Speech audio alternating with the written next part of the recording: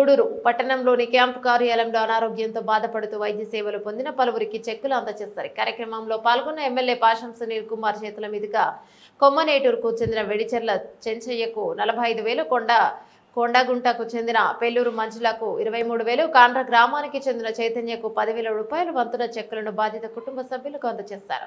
మొత్తంగా 78,000 రూపాయల మొత్తానికి సీఎం సహాయ నిధి నుండి అందజేస్తారు. వివిధ సమస్యలతో వచ్చిన ప్రజల నుండి ఆయన వినతులు స్వీకరించారు. సమస్యల పరిష్కరిస్తామని బాధితులకు హామీ ఇచ్చారు. సందర్భంగా సునీల్ కుమార్ మాట్లాడుతూ అనారోగ్యంతో బాధపడుతూ వైద్యం చేయించుకోలేని వారికి సీఎం సహాయ నిధి కింద మంజూరు చేయడం జరుగుతోందన్నారు. ఇప్పటికే చాలా మందికి ఆర్థిక సహాయం అందజేస్తామని తెలిపారు.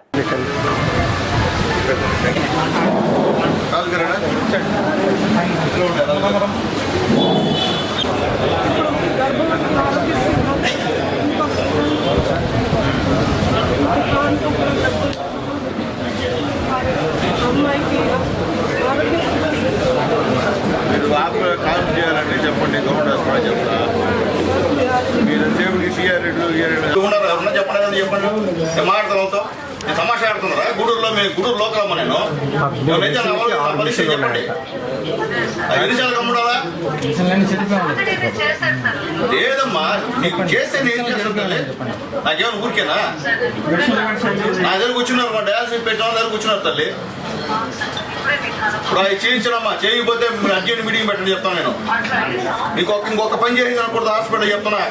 డయాలసిస్ వార్డు కానీ బాగాలేకపోతే ఒక్క డెవలప్మెంట్ దానికి డబ్బులు ఇచ్చేదానికి లేదు. సంతకం కూడా పెట్టండి నేను మళ్ళీ చెప్తున్నా. పిలిపించమ్మా, ఎవరైనా పిలిపించు. సూపరెంట్ మీరే కదా, పిలిపించండి.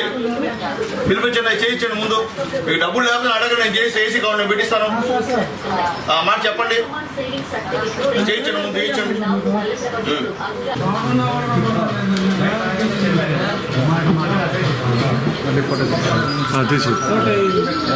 ఓకే ఓకేనా?